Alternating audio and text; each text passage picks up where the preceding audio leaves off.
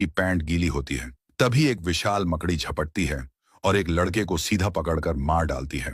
अब सबको असली खतरा समझ में आता है और वे दहशत में इधर उधर भागने लगते हैं। कुछ लड़के अपनी बाइक पर भागने में कामयाब हो जाते हैं, लेकिन कई को मकड़ियां पकड़कर जिंदा खा जाती हैं। ये दैत्य जैसी मकड़ियां इतनी तेज होती हैं कि वो बाइकों का पीछा करते हुए सवारों को गिरा देती हैं और तुरंत उन पर टूट पड़ती हैं। ब्रेड किसी तरह अपनी बाइक तेज करता है और एक बड़े जंप से एक मकड़ी को लात मारकर गिरा देता है। वो सड़क पार करता है, लेकिन उसके पीछे भागती एक मकड़ी ट्रक के नीचे आकर कुचल जाती है। बाकी मकड़ियां उसी ट्रक पर चढ़ जाती हैं, जिससे ड्राइवर का ध्यान भटक जाता है और ट्रक लाइट पोस्ट से टकराकर फट जाता है। धमाके में कई मकड़ियां मारी जाती हैं, लेकिन उसी धमाके से फोन लाइनें भी कट जाती हैं।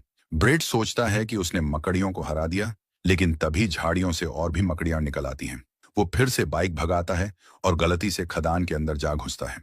वहां उसकी बाइक लकड़ी के गेट से टकराती है और वो गिर जाता है। पीछे से मकड़ियां रास्ता खोदकर अंदर आने की कोशिश करती हैं, लेकिन ब्रेड किसी तरह दूसरे रास्ते से बाहर निकलने की कोशिश करता है। उधर ग्लैटस का कुत्ता बेसमेंट में कुछ अजीब आवाजें सुनता है। वो नीचे जाता है और दीवार में बने एक सुराख के पास भौंकने लगता है। तभी अंदर से एक विशाल मकड़ी बाहर निकलती है और कुत्ते को खींचकर अंदर ले जाती है।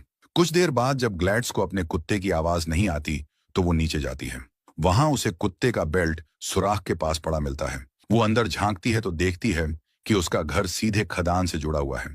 तभी उसके सामने मकड़ियां निकल आती हैं और उसे जाले में फंसाकर पकड़ लेती हैं। थोड़ी देर बाद क्रिस को भी अपने घर के नीचे से कुछ आवाजें सुनाई देती हैं। वो बेसमेंट में जाता है और दीवार में वही सुराख और एक विशाल मकड़ी का पैर देखता है। अब उसे यकीन हो जाता है कि माइक झूठ नहीं बोल रहा था, वो सच कह रहा था। सुबह के वक्त क्रिस वो बड़ा मकड़ी का पैर माइक के पास लेकर आता है। माइक बताता है कि ये जो मकड़ी है वो अपने शिकार को तुरंत नहीं खाती, यानी ग्लेटस अब भी जिंदा हो सकती है। दूसरी तरफ एशली अपने बॉयफ्रेंड ब्रेड की फोटो फाड़ रही होती है। तभी खिड़की से एक बड़ी मकड़ी अंदर घुसती है और उसे जोर से दीवार पर पटक देती है। एशली की चीख सुनकर माइक, क्रिस और सामंथा भागते हुए उसके कमरे में पहुंचते हैं और देखते हैं कि मकड़ी एशली को अपने जाल में लपेट रही है। क्रिस मकड़ी पर अलग अलग चीजों से हमला करने की कोशिश करता है, लेकिन वो उसे भी जाल में फंसा देती है। तभी सामंथा जल्दी से घर में रखी अपनी बंदूक उठाती है और ठीक समय पर उस विशाल मकड़ी को गोली मारकर मार देती है। इसके बाद वो पुलिस रेडियो से पीट को बुलाती है और कहती है कि जितने हथियार मिल सकें लेकर तुरंत घर आओ।